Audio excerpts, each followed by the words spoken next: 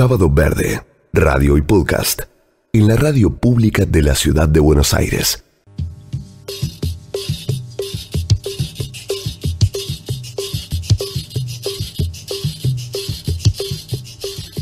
Las últimas versiones de el chat GPT de inteligencia artificial abierta popularizaron el concepto de inteligencia artificial. Si bien veníamos hablando de esto, esto hizo que más personas empiecen a hablar, a conversar, a exhibir sus miedos, decíamos hace un rato.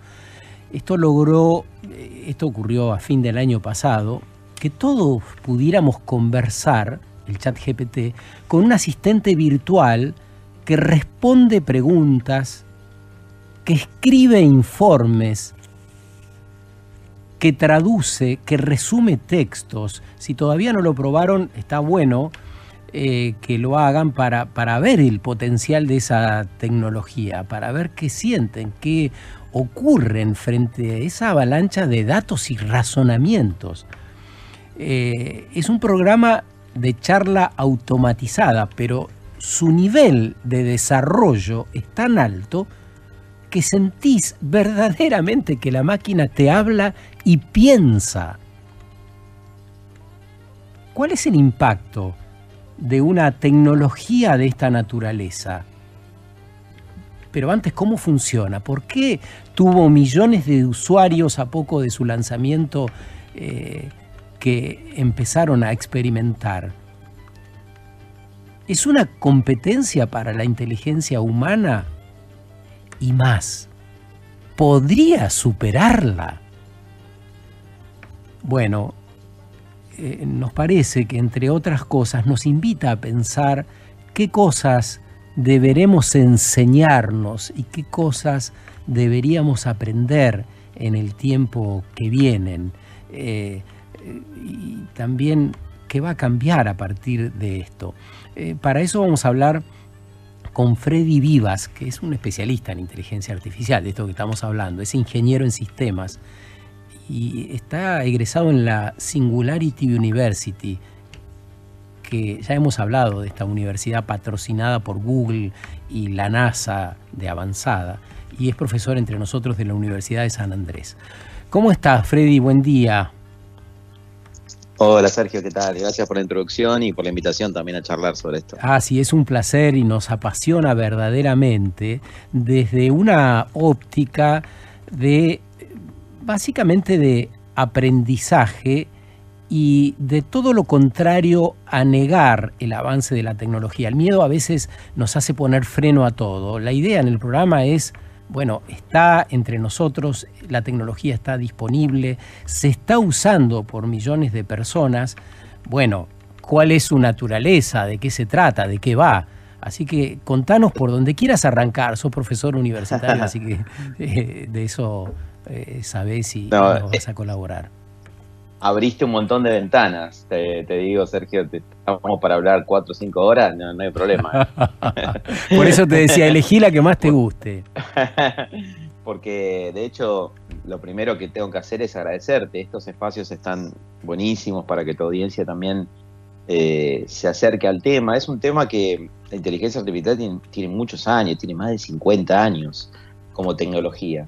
¿Cuál es el arranque? Si vos debieras mencionar un objeto o algo que esté a la mano de todos para comprenderlo. Hace 50 años, ¿qué era inteligencia artificial? Hace 50 años el concepto arranca por la invención de la lógica de la computadora, digamos, ¿no? Cuando Alan Turing, y recomiendo una película del Código Enigma, ya que llega el fin de semana que la puedan ver. El Código Enigma habla de cuando él crea la lógica de cómo una computadora procesa datos. De ahí en adelante, todo lo que creamos con una computadora, todo lo que hacemos con este concepto de algoritmos, ¿no? De pedazos de código de programación que resuelven un problema, eso es un algoritmo. Hacen un cálculo, hacen una suma o por ejemplo, usan la matemática para predecir cuál es la mejor palabra al lado de la palabra que salió antes. Sí. Todo eso son algoritmos. Cuando vos usás el celular y si alguien está en su casa escuchando y quiere probarlo ahora, agarra el celular, el WhatsApp, y le empieza a escribir un WhatsApp a alguien, y pones hola, ¿qué tal? El predictivo te va a sugerir una siguiente palabra, y te va a poner una palabra como hola, ¿qué tal? Buen día. Hola, ¿qué tal? ¿Cómo estás? Hola, ¿qué tal? No sé, robot. Capaz que todas esas frases podrían estar, pero unas son más probables que estén que otras. Y la inteligencia artificial y los algoritmos de computación lo que hacen es, usan la matemática, usan la probabilidad para ver cuál es la frase que va a quedar mejor. Por eso, cuando vos interactúas con ChatGPT, tenés la sensación de que decís, esto habla mejor que un humano, mejor que alguno de mis amigos, podés pensar, ¿no? Pero la realidad es que atrás de esto hay matemática, hay estadística, hay muchos datos de los cuales aprendió. ChatGPT aprendió, estoy haciendo comillas con aprendió, porque Sí, podemos charlar de que no es aprender como aprendemos nosotros, pero es algo parecido. La inteligencia artificial simula la inteligencia humana en esto de aprender, de pensar, son todas simulaciones, no es lo mismo. Pero la inteligencia artificial, como ChatGPT, que es el mejor ejemplo del cual podemos hablar, usa todos esos algoritmos para entender la estructura de cómo conversamos o cómo creamos una canción o un poema, y esa estructura es tan buena que hasta hay gente que se puede llegar a confundir, pero también hay que ser realistas, hay que bajarlo a tierra para evitar también miedos, ¿no? De que gente que diga, che, pero esto va a eliminar las conversaciones humanas, ¿no? ¿Las va a eliminar? No, para mí no. No debería, además, ¿no?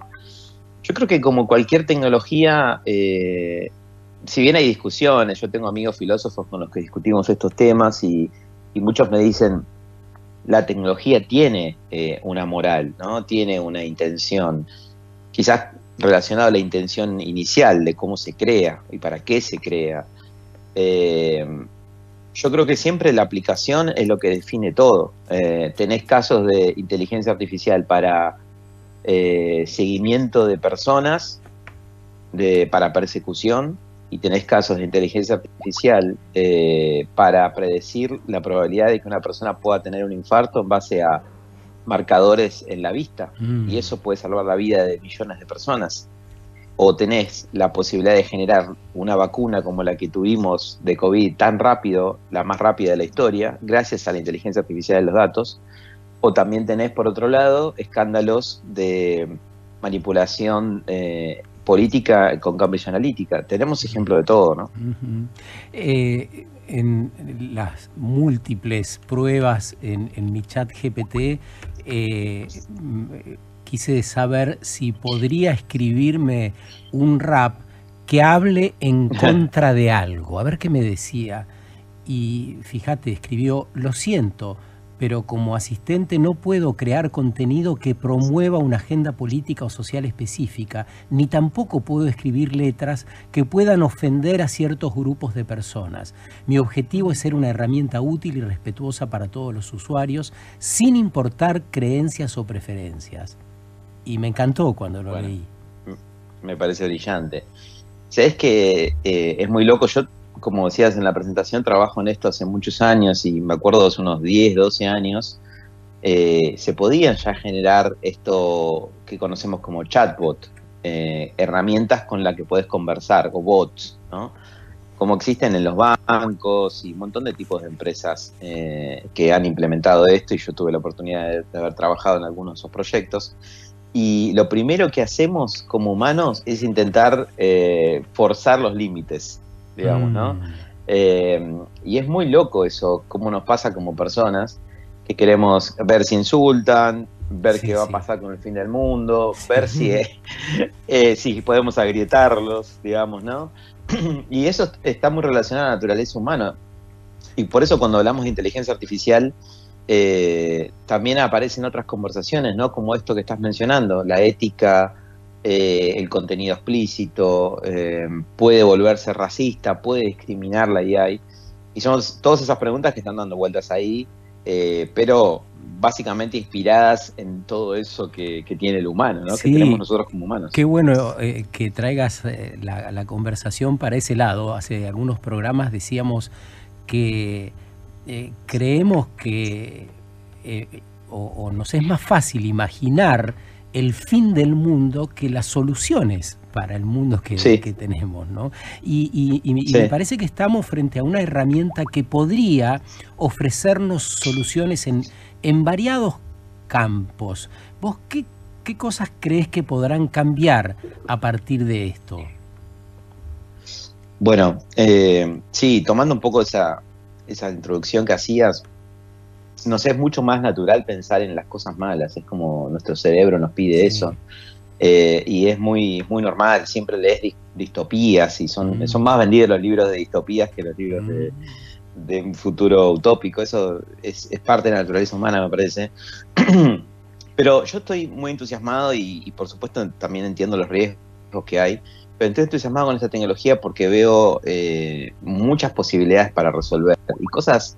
Podemos ir a niveles muy, muy arriba, voladores, del estilo descubrir la cura de enfermedades que nunca tuvimos, que hay médicos en el mundo diciendo esto es la herramienta para hacerlo, pero también podemos ir a cosas más concretas. Mira, yo acá en Argentina he trabajado con, por ejemplo, un sanatorio médico, el sanatorio médico que recibió más casos de COVID graves de la Argentina, el segundo en realidad. Ajá. Y lo que hicimos fue un modelo predictivo. Un modelo predictivo es anticiparse a una situación. Ellos me dijeron, ¿cómo podemos entender cuántos casos de COVID, por ejemplo, vamos a recibir en los próximos días?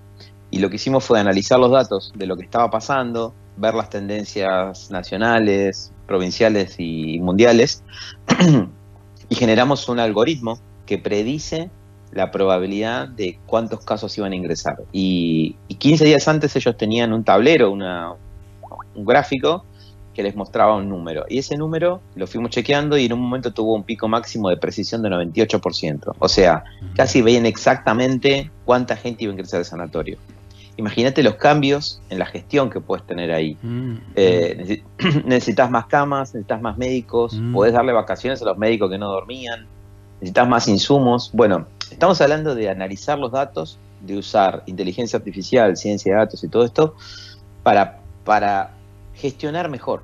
Y eso aplicarlo a un colegio, por ejemplo, y la probabilidad de que un alumno abandone, a un gobierno y decisiones de dónde poner una escuela, dónde mejorar un camino porque ahí pasa más gente, cómo priorizo tal cosa. Clave. Esa lógica que es menos popular a nivel prensa, es la verdadera razón por la cual tenemos que hablar de esto, ¿no? Clave lo que nos acaba de decir Freddy Vivas esta mañana, herramientas para gestionar mejor ante el mundo en el cual vivimos, que claramente tiene un problema de organización en todos los campos, aún en las cuestiones más complejas. La economía es un problema de organización, la gestión de la política, de nuestras representaciones, la educación, el tránsito en las ciudades donde vivimos.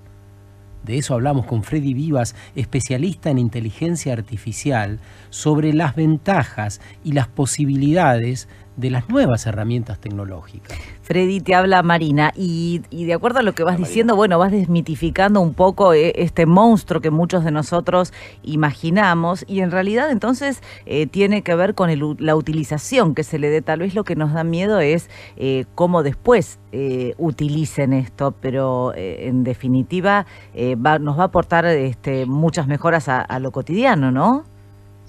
Bueno, eso es el punto. Y también hay una realidad.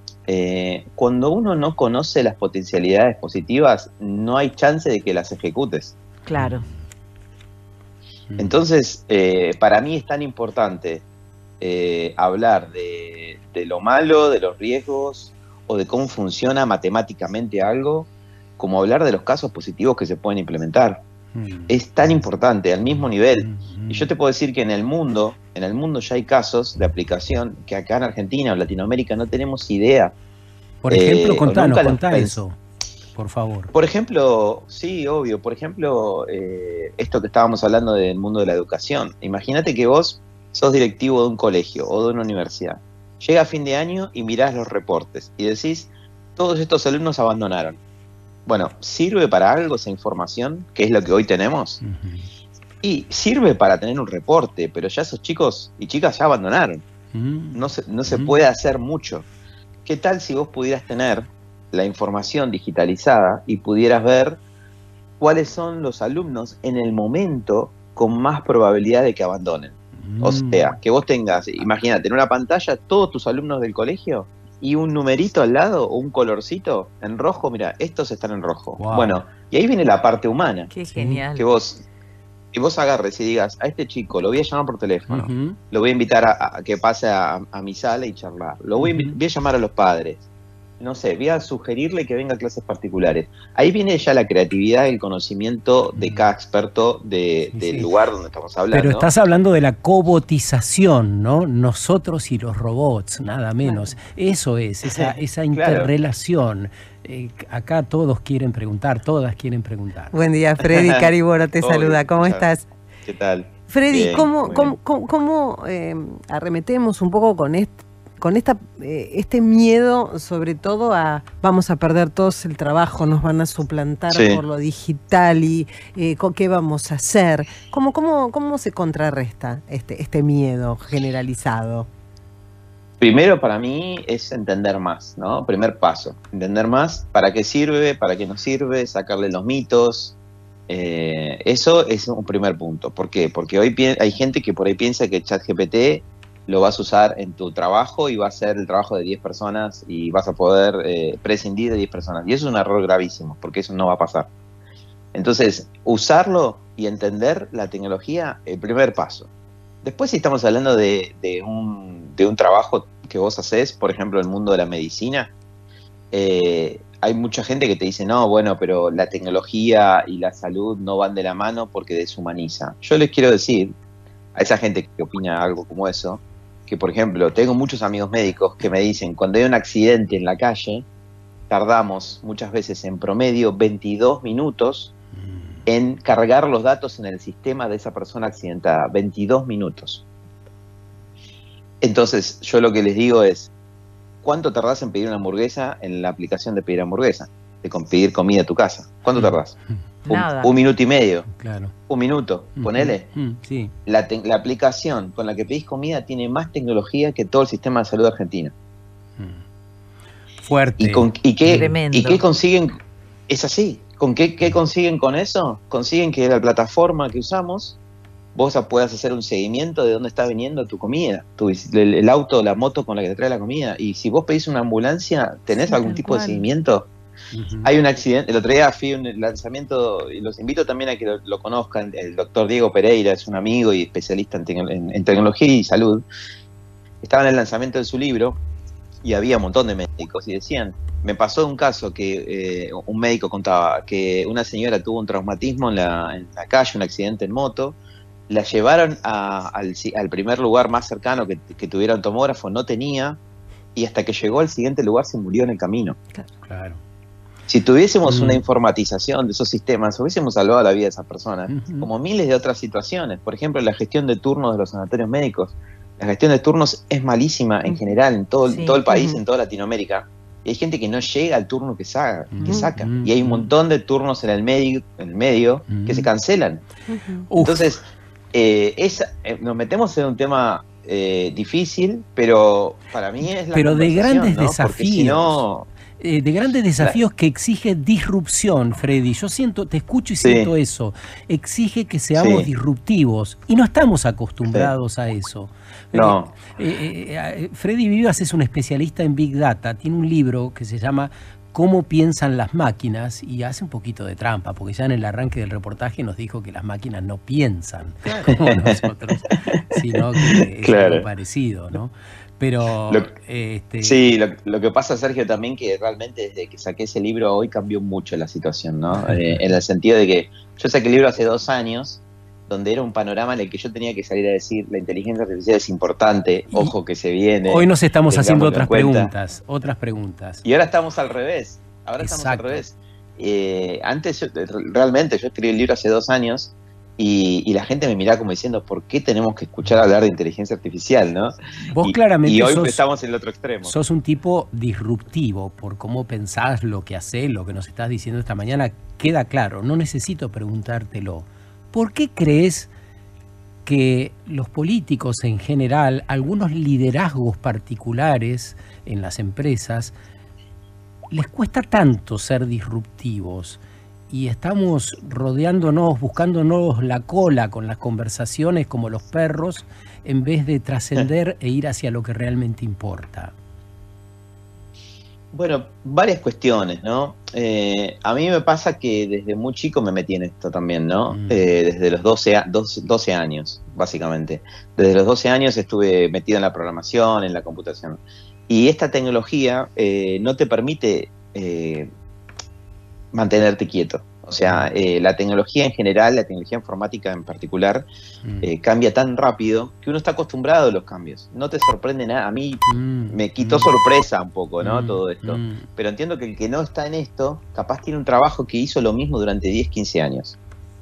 Y eso te vuelve un poco más conservador, ¿no? Y que uno quiera mantener el status quo de todo, y eso no, bueno, ese mundo ya no existe más. Con no elegancia, Freddy nos ha dicho, tenemos dirigentes, tenemos líderes conservadores, pero, para el tiempo que vivimos. Es que, y es una clara definición, nos hace bien saber esto, ¿no? Perdón. Es que no solo es Argentina, es el mundo. Si sí, mirás, es el mundo, es el mundo. Sí. Mirate el juicio Cambridge Analytica. ¿Se acuerdan de Google, de Cambridge Analytica, de Facebook? Que hay una peli también. El juicio una claro, serie, ¿no? pero sí. Pero pueden buscar en YouTube el video de cuando lo entrevistan a Mark Zuckerberg, los legisladores de Estados Unidos. No tenían idea lo que le preguntaban. Cierto, esa escena es mortal. Era lamentable, ¿no? O sea que es el mundo. Es el mundo, y eso está bueno, sí, saberlo, claro. Freddy, pero hablando justamente de esto, mira, se me viene a la mente algo que pasó hace muy poco, que fue en la pandemia habíamos avanzado con el tema de las recetas, por ejemplo, digitales, y ¿no? Que te podían... Sí. Y resulta que de repente no se entiende bien a quién superó todo esto o qué fue lo que pasó, que no. Volvemos para atrás y tenés que ir al consultorio de nuevo, buscar en la medicina son manual. Más conservadores que los políticos aún. Pero ¿qué pasó? ¿Por qué damos 10 pasos para adelante y 20 para atrás de repente? Y hay mucho kiosco también. A mí es un tema que me vuelve loco, porque encima en particular yo estuve intentando hacer un proyecto de esos hace 15 años más o menos, ¿no? Y en el momento me dicen, no vas a poder, no va a funcionar, bueno, no lo hice. Y cuando empezó la pandemia vi que la gente se mandaba recetas por WhatsApp. Claro. Los médicos, o sea... el canal más inseguro que podemos usar para hacer algo así, lo usamos. Claro. Pero si vos hubieses hecho un proyecto realmente serio, en 4 o 5 años hubiésemos tenido una gran plataforma para hacerlo bien. Yo me pasaba que tenía que ir con mi vieja, yo en vez de poder usar el tiempo en otra cosa para estar con ella tranquilo, teníamos que estar yendo de un lado al otro, haciéndola esperar con los barbijos, qué sé yo. Y vos decís, esto se puede resolver de otra manera, ¿no? Pero eso implica un cambio de forma de pensar, es un cambio más profundo, ¿no? Eso, un cambio de forma de pensar que también implica un cambio en el modo de enseñar y aprender. Vamos a entrar en una era de nuevos aprendizajes, necesariamente, y ojalá sea pronto. Claro, tenemos en el medio la parafernalia de todo lo establecido, ¿no? ¿Cómo imaginas el futuro inmediato, ¿no? Frente a esta necesidad de cambio, especialmente por la cuestión ambiental que tanto preocupa, el cambio climático, el calentamiento global? ¿Cómo avisorás el futuro para una plena transformación? Yo comentaba en el arranque del programa que estuve en algunas ciudades de Europa hace unos días, y sí, están los autos eléctricos, pero eso es muy dispar frente al consumo desaforado que sigue habiendo en esas capitales, que nos lleva a sociedades insostenibles. Tenés el auto eléctrico, pero seguís consumiendo toneladas y produciendo toneladas de ropa que, como sabés, es una industria contaminante, con sus tinturas y con el exceso que eso implica. Si no somos sociedades más austeras en el sentido más amplio de la palabra, es muy difícil poder contraponer alguna solución, ¿no? ¿Cómo lo ves vos desde este estadio de conciencia y con esta información con la que contás? Bueno, sí, coincido. Esto es parte de un cambio que se viene cada vez más fuerte. Me da la sensación de que yo tengo también la posibilidad de viajar bastante también y, por ejemplo, tengo muchos amigos en Europa. El año pasado estuve varios meses afuera en Europa, en España y otros lugares. Y cuando, claro, tenés conversaciones con ellos, me da la sensación de que están en otro momento mental también, ¿no? Nosotros seguramente estamos con tantos problemas como más urgentes, podemos decir, que como que no podemos levantar la mirada de eso, ¿no? Me da la sensación.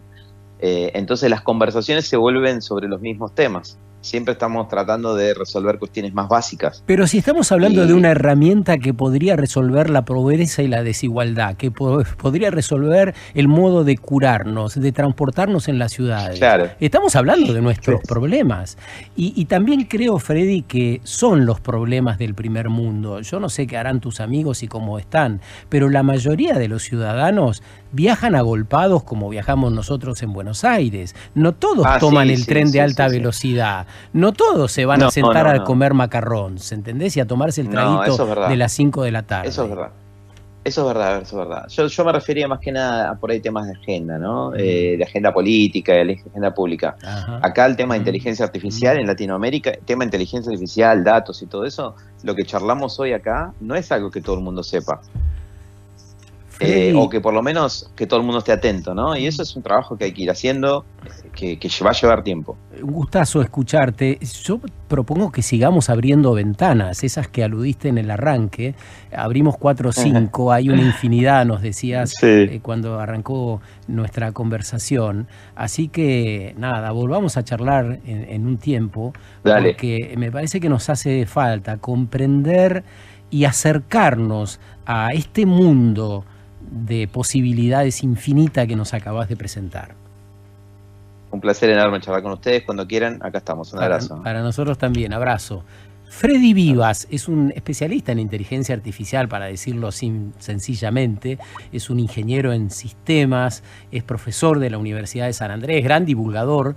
Tiene un libro que se llama, es el del título medio, ¿Cómo piensan las máquinas? Así se llama, y nos acaba de recomendar una peli para el fin de semana, El Código Enigma, que habla sobre los descubrimientos de Alan Turing.